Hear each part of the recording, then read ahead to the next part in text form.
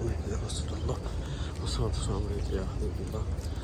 الصلاة والسلام عليك يا رحمة للعالمين. الصلاة والسلام عليك يا رحمة العالمين. الصلاة والسلام عليك يا الله المستعجل. الصلاة والسلام عليك يا رحمة للعالمين. أنت الشفيع المذنبين.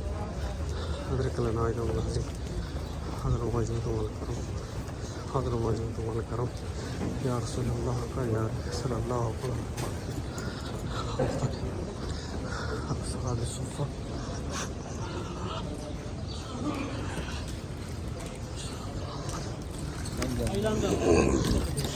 एक और मेरे को बच के जावे तू कब कर